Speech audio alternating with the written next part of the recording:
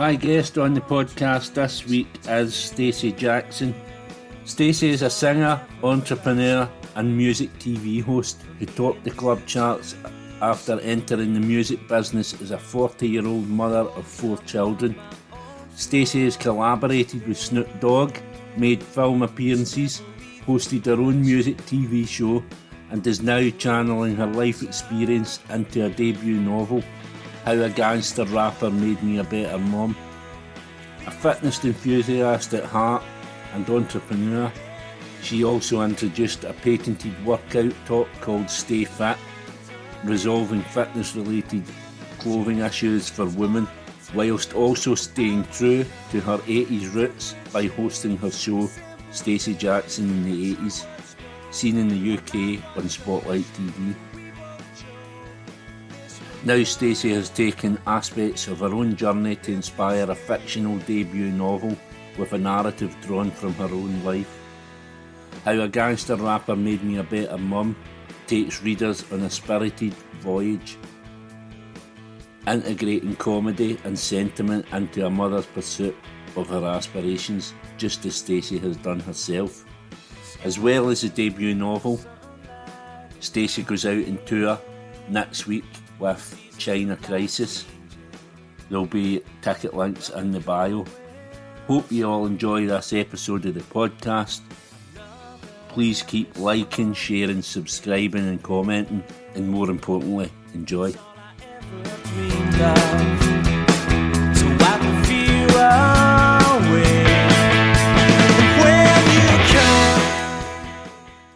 On the podcast this time out, my guest is Stacey Jackson, a Canadian singer, entrepreneur, all sorts of stuff, a TV personality, lots and lots of stuff that we're going to get into throughout the interview. But what I like to do at the start of the podcast, Stacey, if you can just take me back to the start, what life was like growing up and how that kind of progressed your career.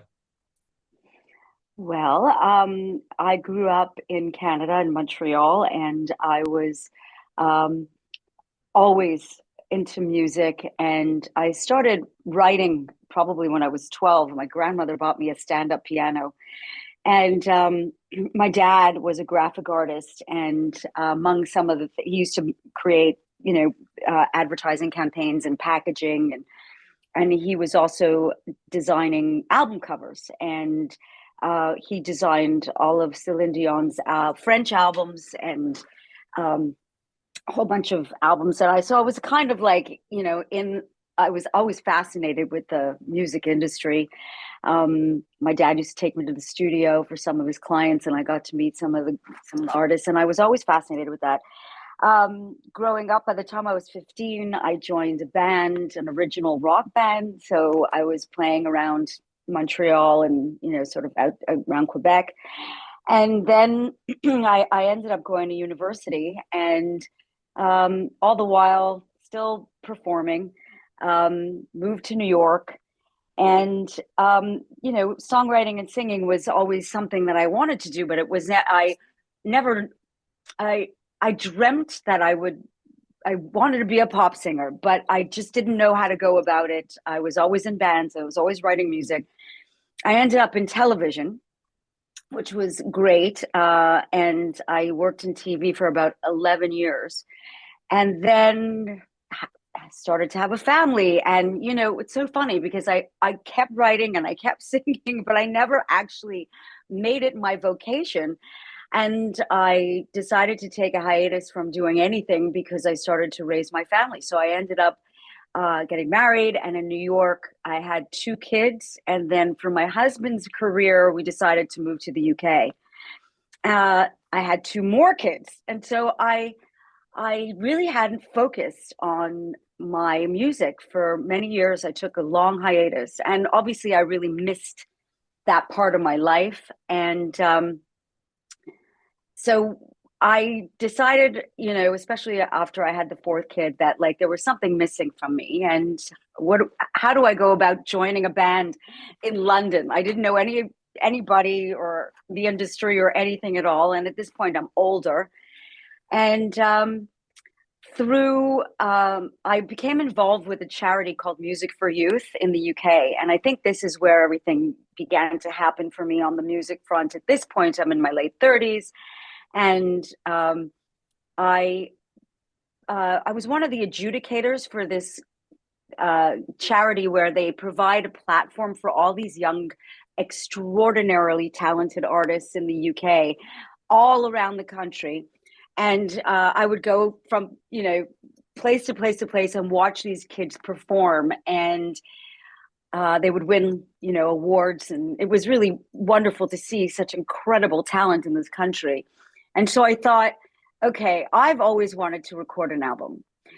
How about I align myself with this charity and see what we could do together. If there's, I don't know, anything that we can do together. And I had this idea, since the charity was really only to provide a platform for these kids to perform, a whole other thing about recording an album. Mm-hmm. So at this point, through the charity, I joined a band also, and met some incredible musicians who literally changed my life. They didn't know that it was going to happen then, but it ultimately became that. And we brought about 30 or 40 of these kids down from all across the country to come to London to record on an album. Like, this was like my pet project, really. And it was just going to be a charity project. And because I really wanted to get back into singing. Anyway, long story short, one of the songs off the album got remixed, and there I was, sitting between Lady Gaga and the Scissor Sisters on the dance music charts. And I started getting calls now from different producers in that genre, saying, your vocal really suits this type of music. Would you be interested in writing and collaborating with us on a record?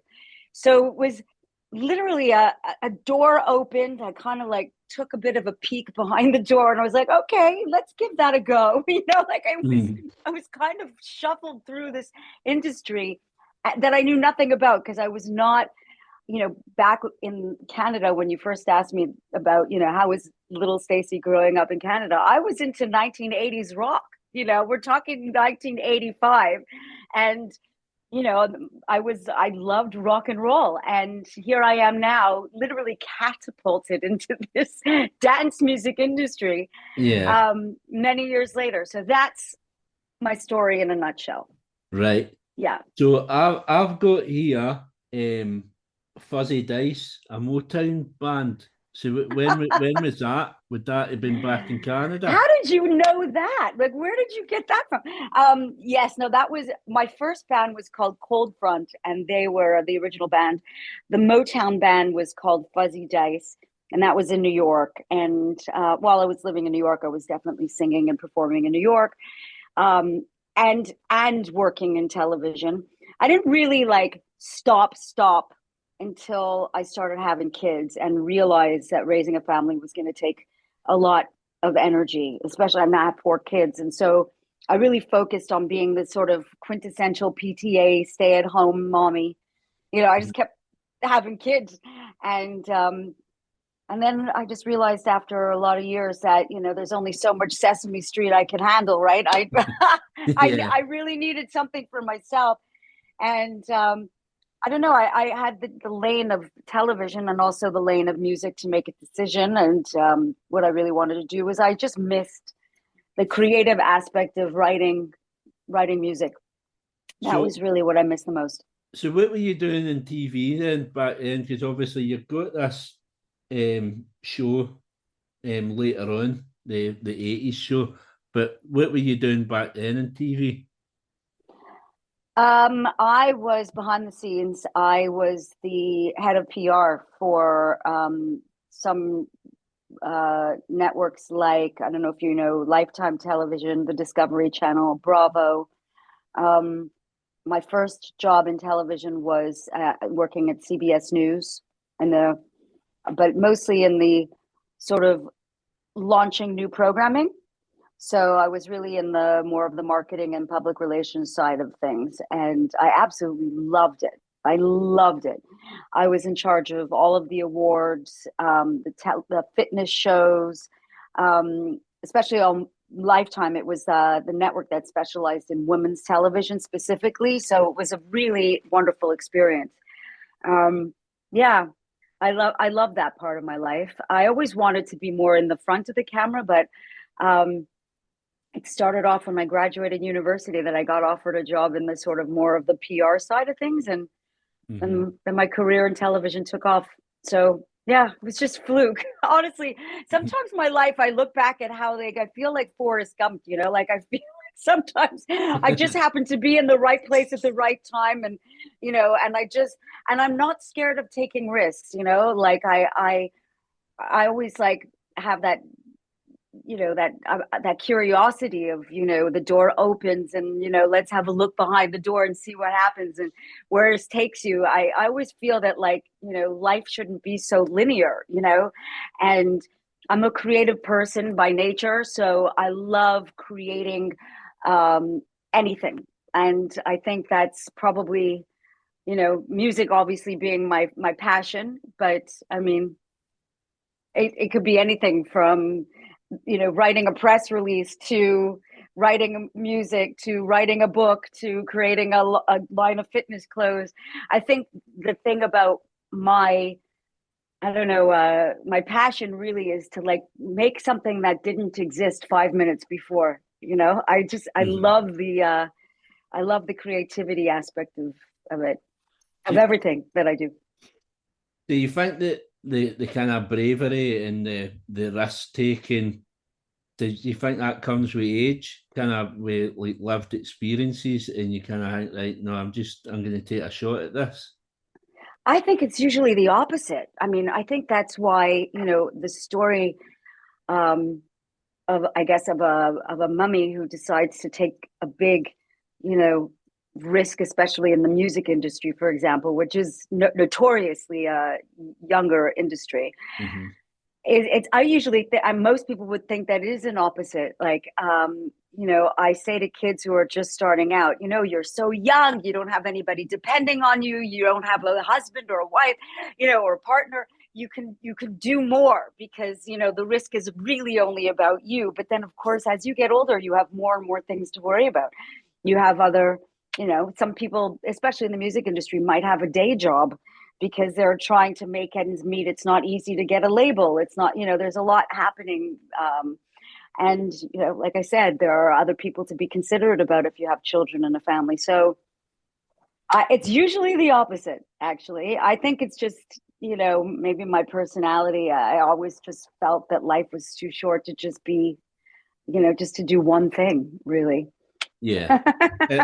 It's a great way to live, and I mean, I always tell my pal's a DJ, and I always say to him, just never say no to anything because you don't know. You say once you say yes to something, it leads to something else, and before you know it, you're super busy. You get lots going on, and it can only be a good thing. Exactly. I mean, if you have the energy, I just wake up in the morning always feeling like, okay, what are we doing today? I'm like that kind of person, and I also think that, like, my kids, they look at me, and I think I'm sending them like positive messages that like life is too short. When there is opportunity, take it. You know, life shouldn't just be one way. And you also don't know what you don't like. Like, I love the entertainment industry. I'm a performer, and I'm also a team player. I love collaborating with people. I love being around people. And I just feel that, you know, I just keep saying that life is too short not to try a billion things if you can, Mhm. travel, experience. It's great. And as well as that, obviously, you touched on the fitness. So when did the fitness come in? Was the fitness always there, or was that more of a focus after you'd had the four kids? The fitness. No, I was always into fitness. In fact, I was teaching like aerobics classes back in the 80s when I was my late teens, early 20s, and I always loved it. I loved the way it made me feel. I loved again, I'm a performer, so teaching classes was always like a natural thing for me to do, have like a bunch of people leading them around a dance class. And fitness for me makes me feel energized. It's, the natural drug for adrenaline, right? It's just kicks in all the dopamine. And I think it's, for me, it's become so habitual that the working out and all that, just, it's like, so I do it every day. It's as if, like, if I didn't work out, it'd be like I forgot to brush my teeth. It's like, it's one of these things that make me just feel great every day. But so it's like it's become more of a habit. And even on the days when I don't have time for some reason, if I really have like an early call or an early rehearsal, I'll find a way to like work it into my day, even if it means like parking my car farther away from where I want to go so that I have to walk a mile to get there. I like to just incorporate movement into my life. So touching on like all that early part of your career and stuff, coming into like 2020, like after COVID and stuff like that, it seems to really kind of ramped up. Obviously you had your 2 albums, Stay Pumped Volume 1 and 2, and then 2020 Volume 3 was released. What I've got here, you get 9 top 10 dance records. So more now. Well, for me doing my research, in the last wee bit, you'll get more. So how many have we got now? Probably, I don't know, 12 or 13, I think. Yeah. Right. So yeah. COVID was interesting. Like, I had the opportunity to write my book. I got this television series about 80s music, which I ended up hosting 3 seasons worth, 54 episodes. Like, you're right there. I didn't quite look at it like that, how my career might have taken off a little bit more post or pre-COVID, post COVID. But yeah, I guess so. I guess it sort of like took off a little bit more. I mean, I had you probably know this, but I had done a collaboration with a. Yeah, I was going to mention that next. Yeah. Will we get into that then? So just for the listeners, obviously Stacey had a song that featured one of the world's most famous rappers on it. Probably one of the I would say probably the best rapper. He'd be up there for me anyway. Snoop Dogg. So how did that come about, and what was it like working with him? That was also another one of those Stacey crazy Forrest Gump stories where I'd written the song, and at this point I'm now managed by a great manager who had previously worked. I mean, he managed an enormous amount of artists back in the day, and he was now managing me. And I wrote this song, and I said, I'd love a rapper on this record. And I was actually thinking about revisiting the charity, right? Because this is the people that like accidentally launched my career. And I thought about revisiting some of these up and coming kids who would have been great to rap on the record. And my manager said, Stay, you now officially have a hit song here. So why don't we see if we can find somebody like, Snoop Dogg? And honestly, it was so out of the blue. And I said, Stephen, really, what are you smoking? And he's like, no, I know him. I could get to his guys. He had done some work with with sort of the gangster rapper of the day, Wu-Tang Clan and like that whole group.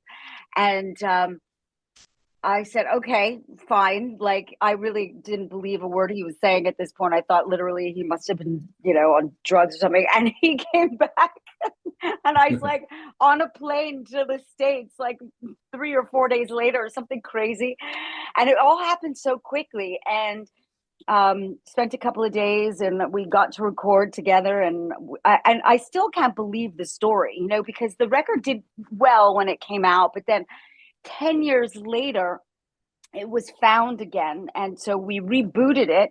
It ended up in a movie called Reboot Camp, where I actually performed it as a cameo, and it was literally like one of these, and so actually ended up doing even better the second time around that it came Yeah. out 10 years afterwards, and so yeah, it was a crazy story. I still can't believe it, and that's why when I was over COVID, I had actually written a book called "How a Gangster Rapper Made Me a Better Mom," because I was stuck at home with my kids, which was a good thing actually. I'm not going to say I when during lockdown I had all my children back at home. I was Hmm. just about to be an empty nester, and like so I just felt like I had one kid in his room doing work, the other kid was online for his school. That one was terrific. Um, and I mean, I was one of the lucky ones that I felt like okay, I got an extra few months with my kids at home. It was one of those it was that kind of time, and I just spent months just honing the story. And so you're right. I kind of now I never thought of it, but like there is a bit of a pre-COVID Stacey Jackson and a post-COVID Stacey Jackson, and I'm happy like that I was able to make that time productive for me. You know. Hmm. So what is Snoop Dogg like as a person, like just to kind of get on with the music? He he was lovely.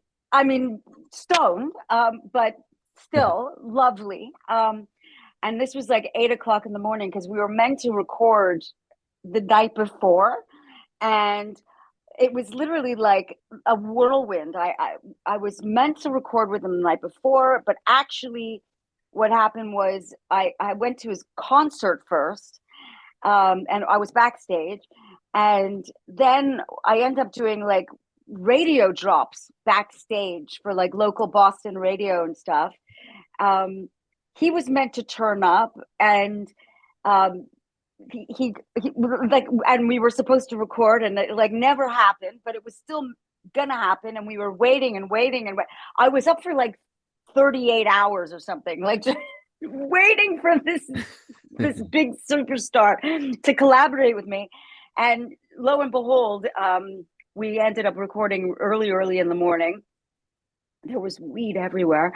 And it was very cool because you know that he was listening to the record. You know that he knew exactly who I was and what the message was in the song.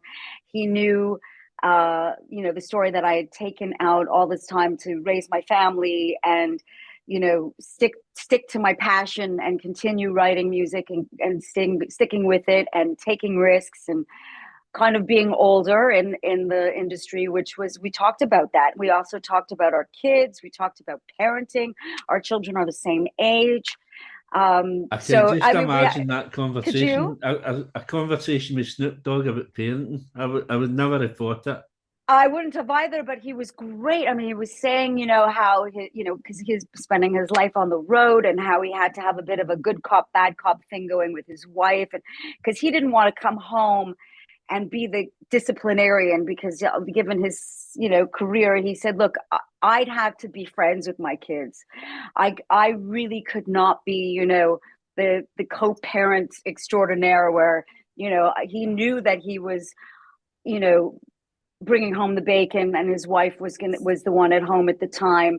She's ultimately now managing him, by the way. Like she's unbelievable, his wife. But at the during the time when they were creating a family, that was very hard because he was on the road a lot. And so we had a long conversation about that. And I told him that it's hard for me to go on the road as I can only take 2 weeks max at a time because I have to still be home. And my baby now is 17, but Yeah. I've been doing this for a while now, and I can't just pick up and go, okay, see ya in 3 months. So we had a long conversation about the juggle of parenting and working a very demanding career, where we don't punch a clock 9 to 5. You've got to be on the road, and people depend on you, and you can't like set up a concert and then not show up. Um, Although he's notorious to have done that a few times, but still. Yeah. Yeah. One of my biggest things about Snoop Dogg is he's been pictured in my football team's strip quite a few times. He's a big Celtic fan, so um, that's one for me as well. That's good. Yeah, he's no, he's all over the place these days. There isn't a day where you don't turn on a TV or the radio, or he's just everywhere. And good for him. I mean, he's really, here's a guy who's come up from, a seriously bad place. I mean, I don't know if you know the history of the sort of gangster wars Oh and yeah, all yeah. that, but yeah, and so he and I were literally like two opposite ends of the world, right? And yet we had a lot of commonality, which was terrific. And so and he just really we enjoyed working together. But I'm very it wasn't just like, I was insistent, like, if I'm going to collaborate with someone, I need to be in the room when it happens. I'm a very like, I'm so creative, but I'm also very old school, and I don't like to like send parts back and forth and be like, okay, I've done this and now you can put that together. And then they bring me back the rap. And then I'll, like, I know that with this day and age, Gen Zs or Zs or whatever, they're like absolutely au fait with all this technology, which, I get. But I just feel that they're missing out a lot. I just love being in the room. I love writing with other people. I love the creation and the creativity that happens, in a room Yeah. together. So I was very fortunate, and that experience was not about, or was not just about the song itself. It was the experience of being with him and the creativity Hmm. behind the whole experience. So yeah. Yeah. And obviously, you touched on the book. So, at what point then in this kind of collaboration with Snoop, at what point did that kind of trigger something in your brain that to think that you would write a book about it or that sort of Well, subject matter? I never thought that I would ever write a book. I mean, writing songs and writing a novel are two different kettles of fish. Hmm. Like songs and lyrics and beats, they come easy to me. I could write a top line just by walking and hearing the clicks of my heels. Melodies are in my head all the time. I grew up like that, and writing a book was daunting, super daunting. But what happened was, over the course of the last 10, or actually probably longer, 15 years, I was I was kind of like hunted down by a lot of reality television series, and Hmm. my life is a little nuts, and I've been asked to be on various reality shows, and of course that was a hard no for my family. They didn't want cameras in their faces, and as much as I could see how it would have been advantageous on the one hand for, like, brand building and my, whatever, I don't do this to be a famous person. I love being creative, and that wasn't really my MO at the time. But I had another friend of mine who is in the television industry. As you know, I spent a lot of time in the TV world, and he's like, "Well, why don't you write a book, and then we'll just option it to become a TV series?" And I was like, "Write a book?" And like, I've heard this, like, people said that my life was, interesting or inspiring, and I'm like, but writing a book, like, who writes a book? It's like a real daunting experience. So hence, during lockdown, I mean, what else are you going to do? I mean, I thought, okay, if I don't take the opportunity now, then when are we going to do this? So Hmm. I started writing the book, and obviously I had enlisted a friend of mine who was a professional journalist. She was formerly at the Times and the Daily Mail, and so I'm like, okay, I'm going to need your help. I don't know how to write a book.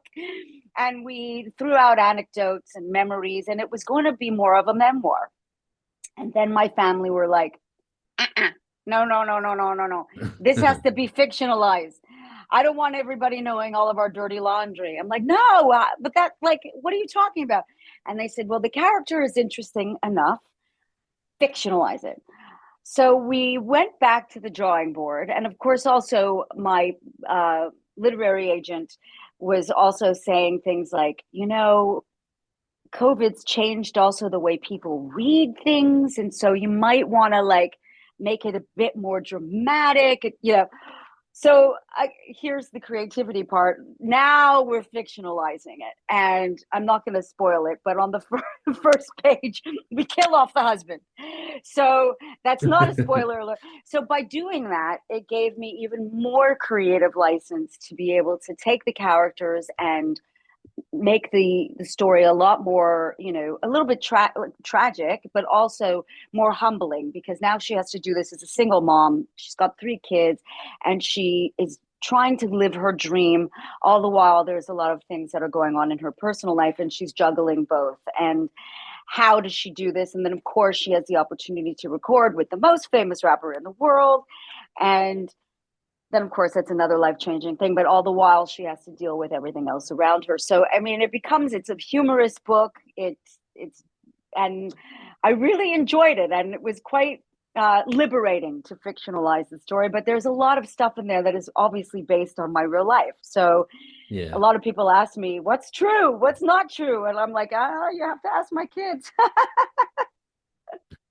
So how's the book done? With it came out? It's out, isn't it? Just came out.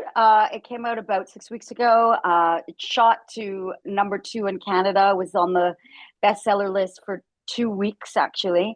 Also here, it was in the top.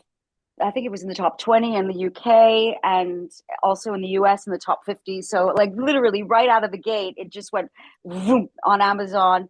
It's now at Waterstones. You can order it, and I mean, it's just crazy. I'm super excited, and we'll see where this all goes. I mean, who knows? Maybe we will make a television series out of it.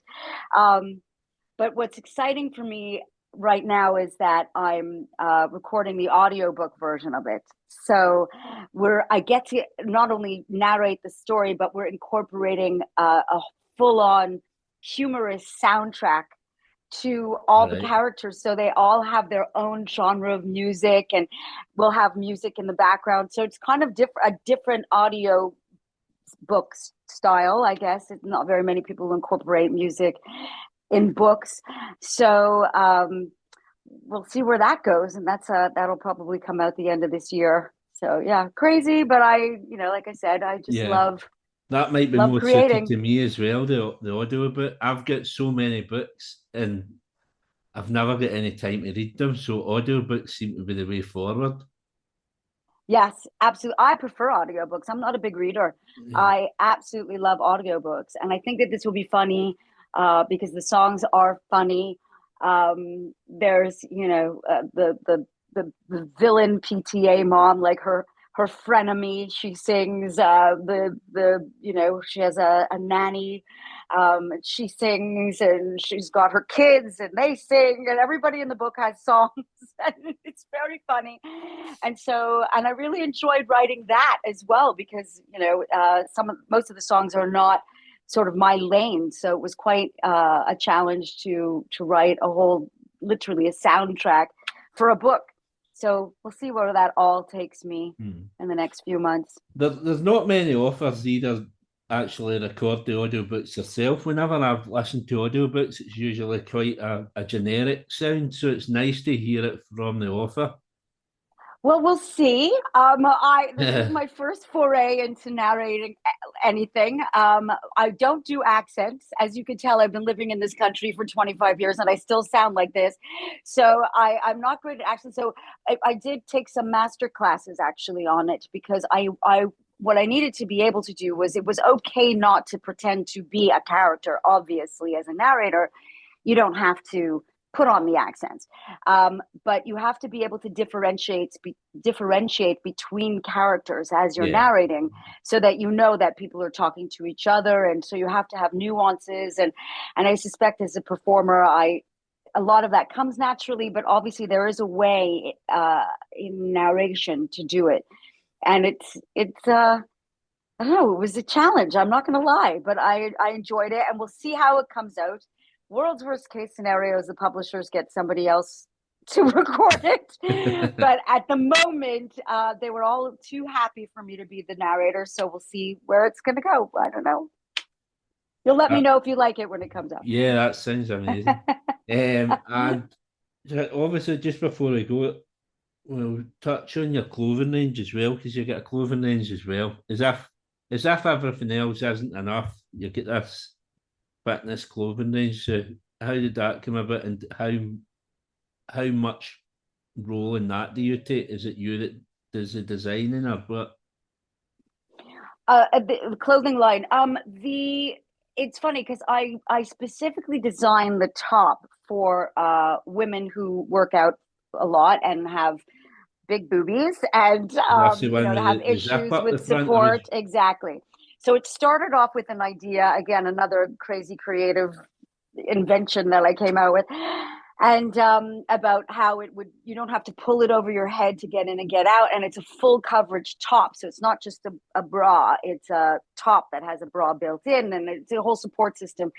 And obviously, so I was asked to sell them on the Ideal Shopping Channel. So I did that on television for a few times, and then they ordered matching leggings to go with it. So we were slowly building a bit of a mini fitness brand, and then yeah, and now we're selling it on Amazon. It actually got picked up in a shop in the not in a shop, in like a chain of shops in America. mm-hmm. The line was called Staefit, after me, Stacey, and yeah, it did well for what it was. I haven't actually continued with it. It's kind of on the back burner because right now I have a new album coming out and I'm on tour as of the 16th. I'm opening up for an 80s band called China Crisis. Right. That's on my first show, which is the 16th of May. And then I'll be performing throughout the entire country and throughout the entire summer. So I'm going to be doing festivals. I'm doing the App Fest in Gloucestershire. I'm doing a lovely exclusive gig here in Camden in London, all throughout the summer. So if anyone wants to come and see me, I'll have all those tour dates available on my website. Yeah, I'll post all the links to that. That was going to be my kind of Great. last question was what's coming up. Oh, So sorry, I jumped the gun. yeah, it's because you're a professional at this. You've done all this TV work for so long. You know what you're doing. So when's you mentioned an album? Then when's that due to come out? Yep. The album. So there were a couple of singles that have already come out off of the record. Flip Side being one of them. That actually went to number one on the global digital radio charts, which was like a big deal for me because that was pretty cool. A couple of other singles from the album dropped, and the whole album comes out, I think, in September, October this year. The album is called Superwoman.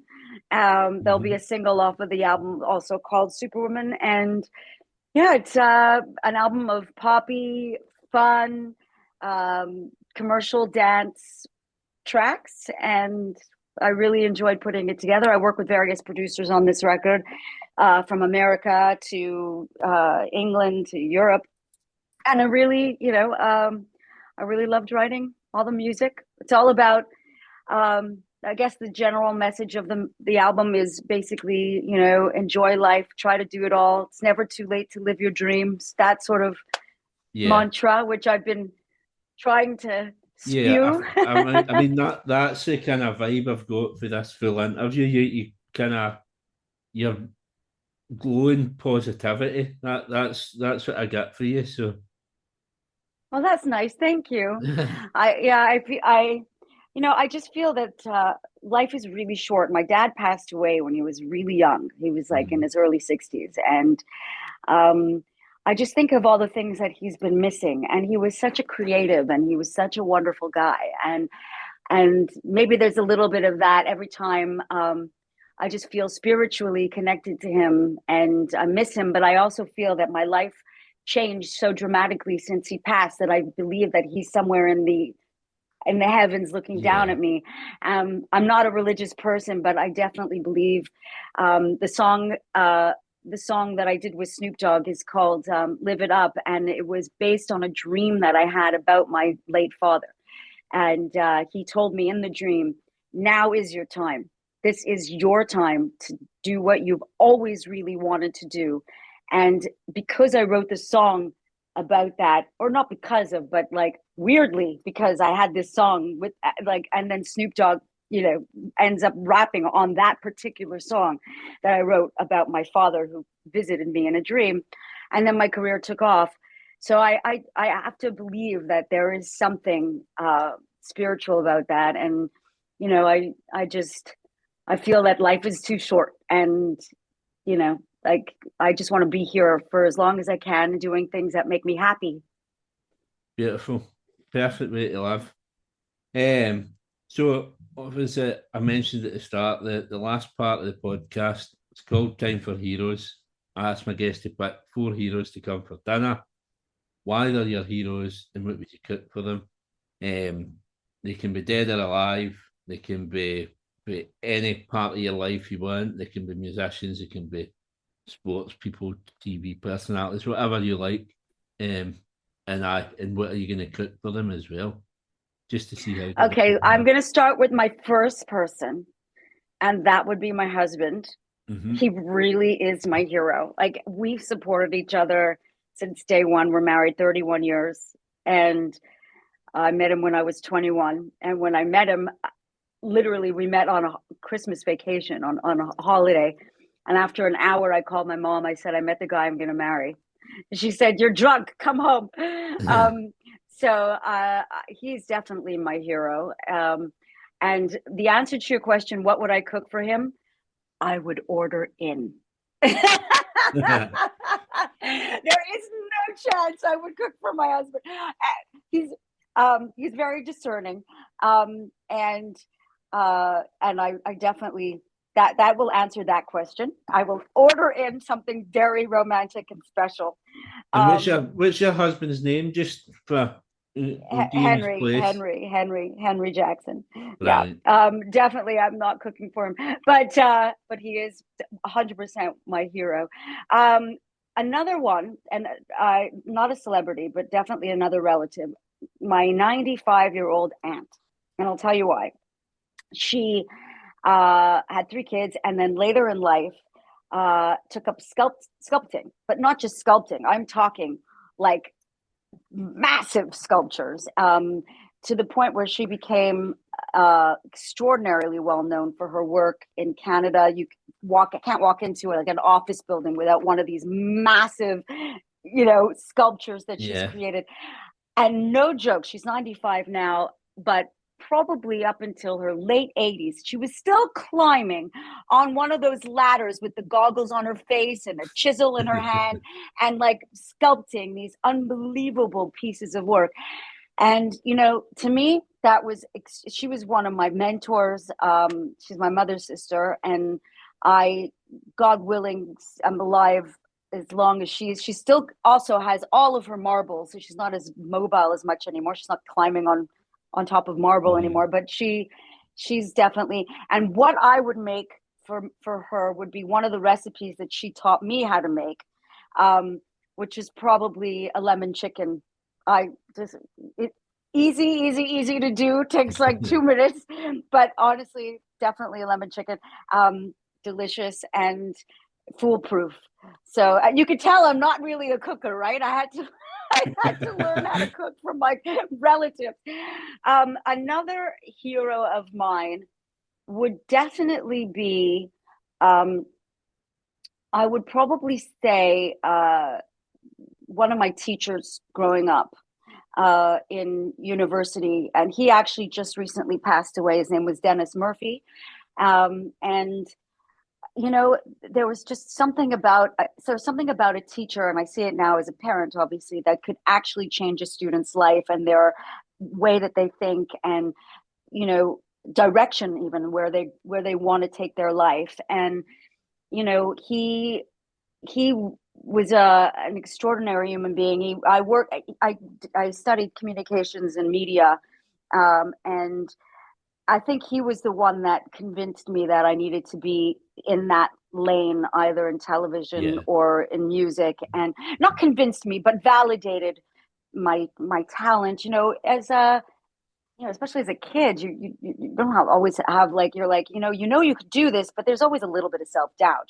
Like, how do you get on the next path? And through him, I got my first job working in New York at CBS. He wrote me a glowing reference, and I just felt that, like, if you have a good teacher who can really inspire you, there is nothing Like with Dennis, I probably wouldn't cook, but I definitely would have to have a boatload of Guinness in my house. Right.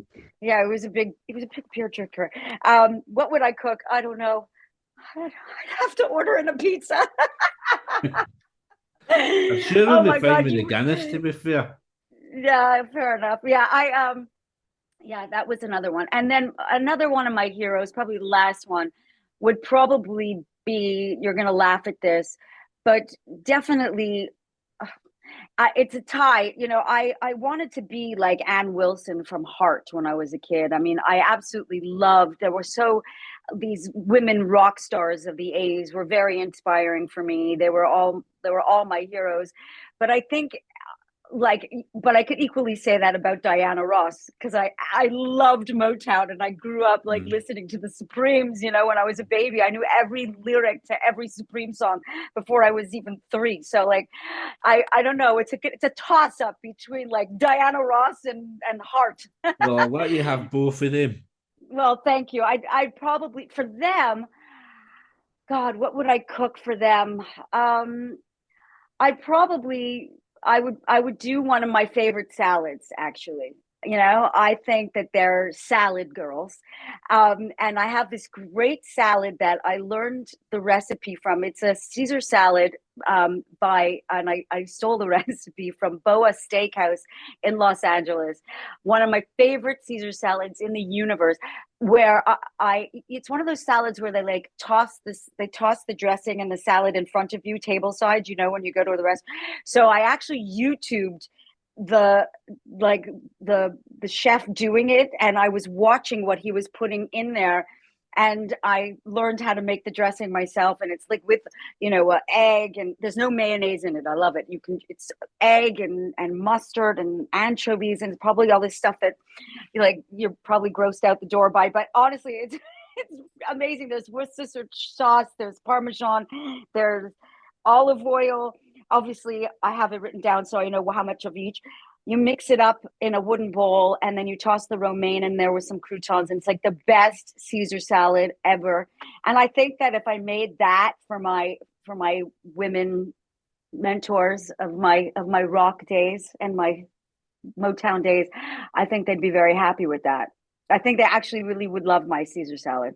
Yeah. Yeah, because yeah, I'm definitely because it's sorry. foolproof. Yeah, I'm sorry I caused you so much distress with the cooking part. I didn't Oh my realise. God, no, this is brilliant because like I get to pull out my, but okay, so fine. I did order pizza for a couple of people, but I am making my foolproof Caesar salad and my lemon chicken that my aunt taught me how to do. I'm not a cooker. I must admit, I can follow a recipe. I'm very, I'm not that, how I said I was very creative. When it comes to being creative in the kitchen, I'm very worried.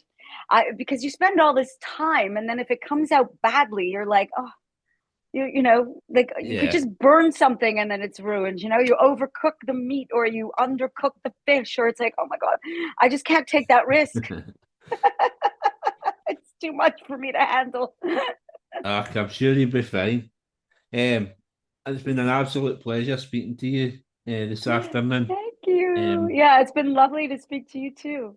uh, so obviously music available on Spotify and all the other streaming platforms.